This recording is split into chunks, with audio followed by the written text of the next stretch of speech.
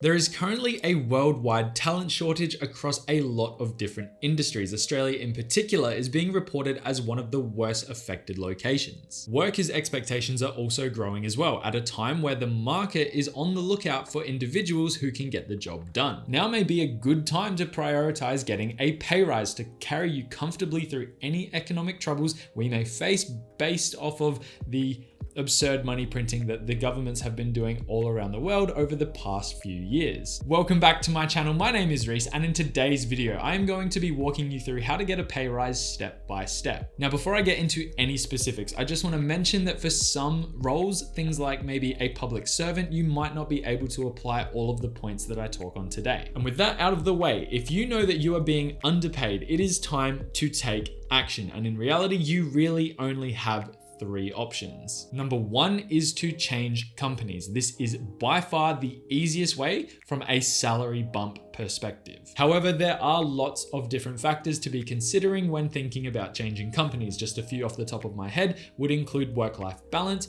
what travel time to and from work looks like, and are you going to lose any benefits that you might have had access to at your current employer that would be worthwhile hanging on to. Definitely put these out on a table, really look at the options and figure out what you're going to get versus what you currently have. Setting that aside though, from a purely salary perspective, like I said, this will be the easiest way to bump up that number. Now, there are a few fundamental rules to be following when going into salary negotiations with a new company, and I'm going to go over the important ones right now. Firstly, it's important to understand that the person that is potentially going to be hiring you doesn't really give two shits about you. What they really care about is what you can bring to the company and how good you can do the job. The most important way to approach these negotiations is having the mindset of how am I going to add value to this company, and try to weave in the way that you work to align with the company's strategic goals and values and make that known within the interview. A lot of this information can be found on their websites, on company websites, and you should do your research and understand what it is that you are going to try and bring to the table and how that's going to fit within their team. Next, staying on this topic of jumping companies, is what I like to call having the upper hand. If you interview at lots of different places because you've applied for multiple roles and you've actually made or had an offer for one of them, you can absolutely use this as a negotiating tactic. It is okay to mention that you've had an offer from another company. Make it very clear though that this is the company that you would like to work for, and make sure that you do not lie about this. You need to be willing to walk if they call your bluff. It is okay to use it as a tactic, but I would not be lying about this because they may call your bluff. Just understand that that can be used as ammunition if you do have an offer from another job. Next, as part of this process, it's going to be wise to do some research into what you should actually be asking for. This one baffles me. Lots of people come up with random numbers in their own head, and that's not necessarily a bad thing, but doing a bit of preparation, speak to people in the industry that you know, speak to anyone online, they would most likely be able to give you an indicator. I see it be asked on different subreddits all the time. This is the job I'm going for. This is the location I'm going to be working. What should my expectations for my salary be? And people give them a lot of information, which is very useful because a lot of it is anonymous, but that's people sharing their experiences. And from that, you should be able to come up with a number that is very reasonable and is going to be somewhat competitive as well. Do your research. It's really important to do this. So that's what you can do to prepare as part of that negotiation. Let's talk about some of the things or rules of thumb that you definitely want to follow to not disadvantage your opportunity of getting a job with the salary that you're wanting to get. Number one, do not tell the hiring manager what your current or previous salary was. Realistically, it's none of their business. It's not relevant. If you give them that ammunition, they can then roughly work out what you're going to want as a bump, whether it be reasonable or not, and they can technically use that against you. Just say something along the lines of, I'm not really comfortable talking about that as part of my company policy. I'm not going to be revealing or disclosing that number. We can move on to the actual negotiation if you wish. That's something that I do not want to talk about, and I'm just letting you know that I'm not going to be telling you that number. It's absolutely fine to not tell them that. They will push because it gives them what they need to figure out what they're going to offer you with. Whereas if you keep them in the dark, then it makes it a lot harder for them to understand what your actual range should be based on your current salary to what you're trying to bump up to. Another rule of thumb, which I've kind of touched on, is not to lie. Do not lie. Lying in an interview setting, they're going to catch you out either by asking you technical questions that you don't know how to answer, and your experience or lack of experience will show. It's not a bad thing to not have 100% qualifications for the job that you're going for. Yes, there are circumstances where it will be needed, but in my experience, you can apply for a role that might be a level or two above yours, and you can put a positive spin on it to show them that you are willing to work, you're up for the challenge. The challenge or the skill gap is not big enough to stop you from being able to do the job, and taking on a role like this will keep you interested in it for such a long time that you will mold into that position and really be effective in the role. It's super important to understand that these questions are generally framed in a sense of what is a weakness of yours. That's generally the question that they come with. And if I'm ever asked this question in an interview setting, my usual response is something along the lines of experience in this type of role is something that I definitely need more of. However, that skills gap is definitely not big enough for me not to be able to do the job. I will absolutely be able to apply myself and develop and mold into this role, be an effective team member. And like I said, I am motivated to take on this challenge, and I think that I would be a perfect fit for the team.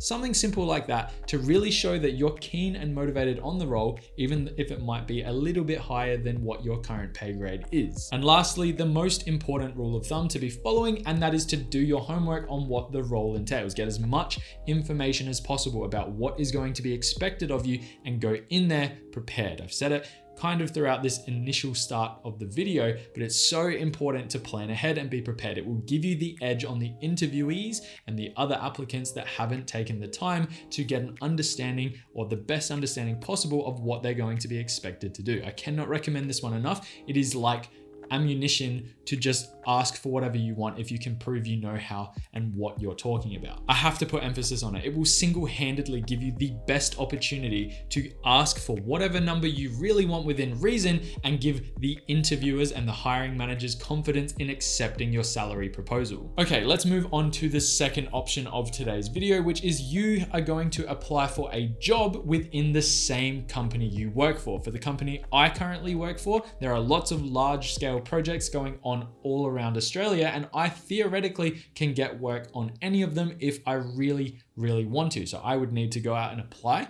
for a new job within one of these programs, and that would effectively have me moving into a new role, having a new title, and potentially a salary bump will be coming with it if it's something that is above my current pay grade. This is a very popular option for many, something that I know a lot of people do, and it's very similar to option number one in terms of negotiating. However, the employer will have a bit more information on your current setup. The process here is going to be more or less like step number one, so I'll refer you back to that step and everything I've just talked through in terms of preparing and getting through an interview to solidify your salary demands. It's exactly the same process. Again, you might just be at a little bit more of a disadvantage because your current employer has a bit more information on things like what you're being paid. And that effectively brings you to your third and final option, which is to negotiate a raise within your current role at your current company. And this effectively is going to be the hardest of the three steps. Definitely a much harder discussion than steps 1 and 2. But if you really do love what you do for work, this can absolutely be a viable option for many. Negotiating a pay rise will go one of three ways. You'll either get a bump up pretty quickly, no questions asked, if you're really good at what you do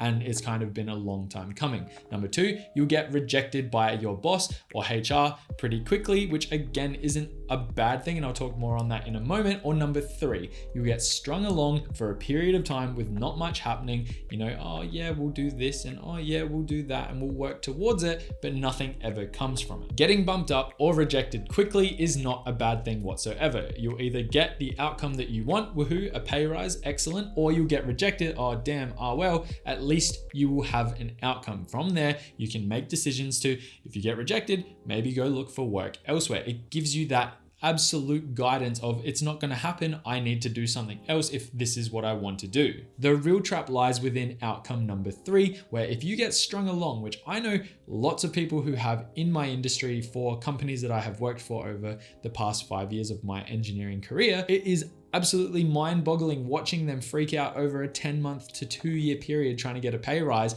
and it just does wonders to destroy their mental health and frustrates them to the point that they end up going back to options number 1 and 2.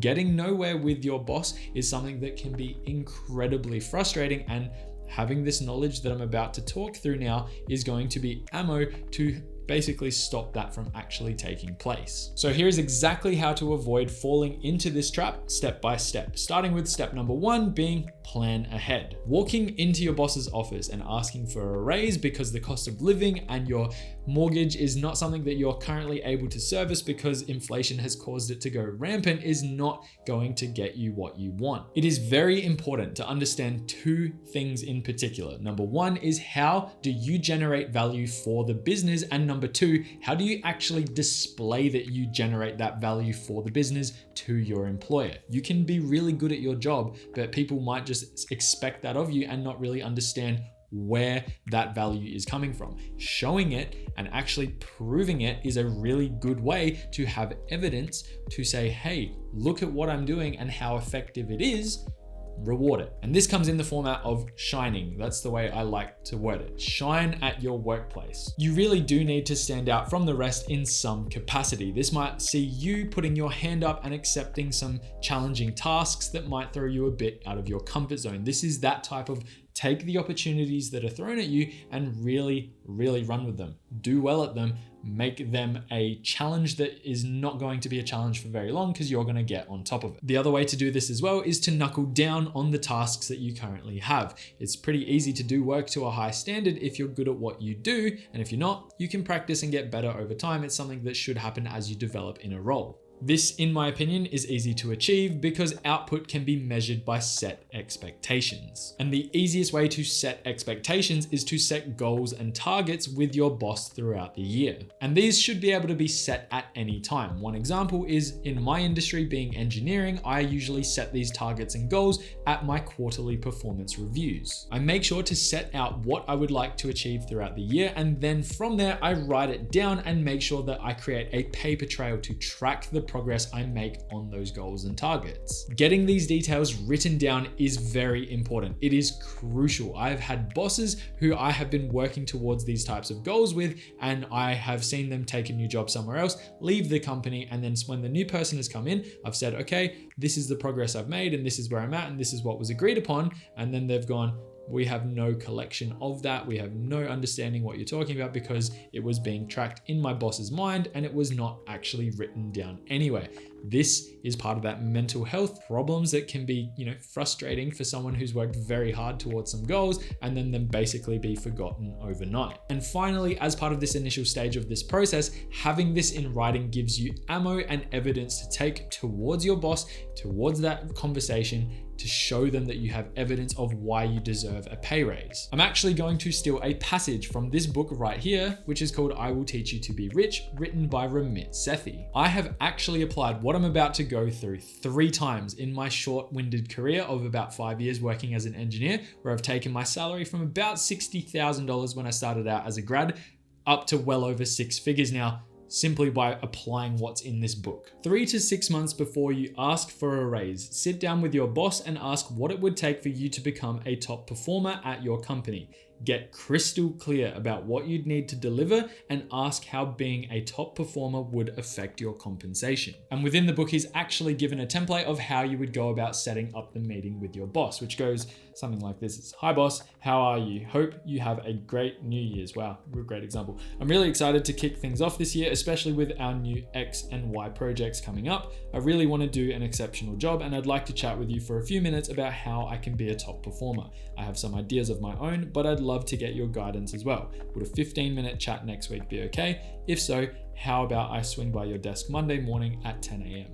Pretty simple stuff. From this meeting alone, you should be able to get something written down on paper that will allow you to track certain metrics and allow you to work towards specific goals. And from here as well, it would also be wise to start sending your boss regular updates in the format of an email to actually show the progress that you're making against these goals that were set. This is important as again, it keeps that paper trail of the evidence that you're going to use to support your endeavor or agenda to get a pay rise. Now, a couple months before you actually ask for the raise, it would be a good idea to set up a meeting and actually showcase. This is where I was talking about before. Show how you are adding value to the company. You can be real great at the job, but make sure you're showing it to the person. Show how you're making progress on this. Show how you're performing. Show how you're achieving what you set out to achieve, and potentially what you are exceeding as well in that setting. Set up a meeting and have that conversation. Now, 1 month before you plan to ask for a raise, plant the seed to your boss. This is where you have a conversation and say, boss, because I'm exceeding these expectations, look, I've shown you in that showcase, I've shown you that I am really on track with these goals and I am just absolutely smashing them out of the park. I would really like to discuss a form of compensation as part of my salary at my next performance review. This should somewhat align, I hope, to when that conversation could take place, but that's how you kind of approach that conversation. It would also be in your best interest to ask them specifically what you need to bring to make sure that a fair discussion takes place.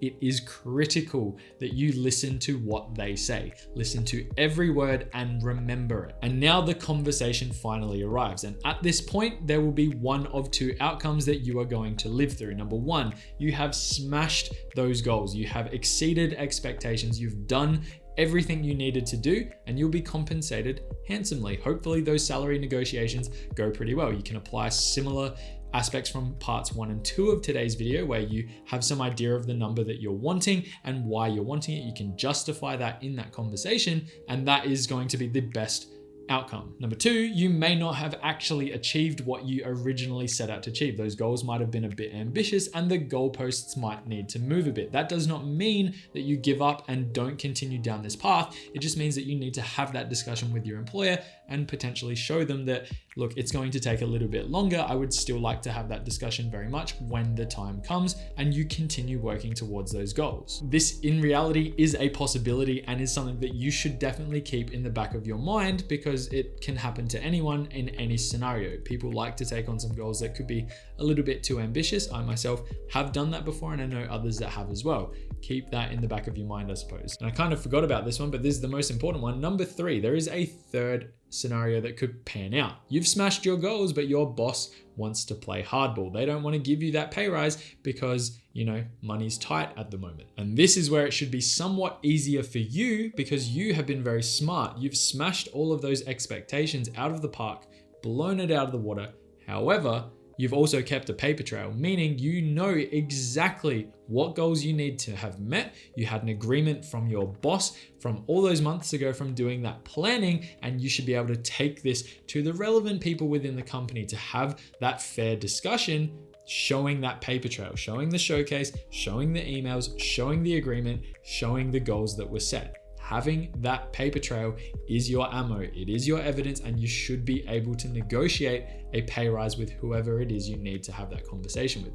If it's HR, so be it, go and speak to them. And this book actually has a few really good examples of what you might expect to hear from your employer if they push back, and how to respond to them. I might actually read them out right now. Number one, your boss says, "I didn't agree to a raise." Your response: "That is true, but as we discussed on this date, we both agreed that if I hit these goals, I'd be considered a top performer, and that we'd discuss compensation adjustments in the future." Pull out the printout of that email chain. There's your proof. The second response that you might expect is, "We can discuss this another time," meaning the boss wants to push back. It's not the time for raises. Your response should be, "I understand if there's a timeline for raises and we're off cycle, but I have put 6 months of work into these goals and I've updated you along the way. I plan to continue exceeding my goals, but I'd like to get clear that I am on track for a raise on our next cycle in writing."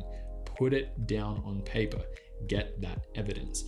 Really good passages, and realistically all you need to take with you, if you have the ammunition, being all of the progress you've made written down somewhere. Also remember, when you do eventually make it to that conversation, that you be vocal. You should have a say in what that new salary is going to be. Do not just accept what they throw at you, because realistically, if you give them that power, they're just going to give you the bare minimum, and it might not be what you actually want. Putting in a lot of hard work for this, you should be compensated fairly. Have an idea of what that number is. Go in with confidence. You've done the work. So with that being said, the 3 key takeaways from negotiating a salary within a similar role, the role that you're currently in, you're not going to a new company. Number 1 is to plan ahead. This usually isn't going to be something that happens in the short term. You really need to do the work. That's number 2.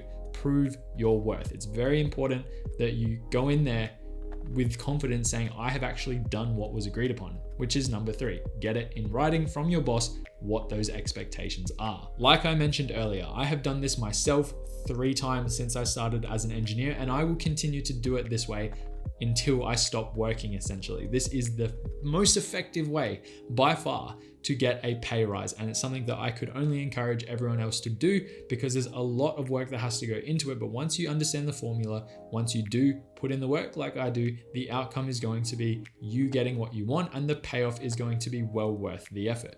And that is pretty much all. I hope you enjoyed today's video. If you're interested in picking up a copy of the book, I'll leave a link down in the description below. I really enjoyed the read, and it's more orientated towards Americans. I'm from Australia, but like I said, I've used it myself. There's a lot of valuable information within. And that is pretty much it. If you enjoyed today's video, hit that like and subscribe button down below. It really goes a long way for the channel, and I really appreciate the support. And I will leave you there. Have a good day, have a good week, and as always, I will see you in the next one. Bye for now.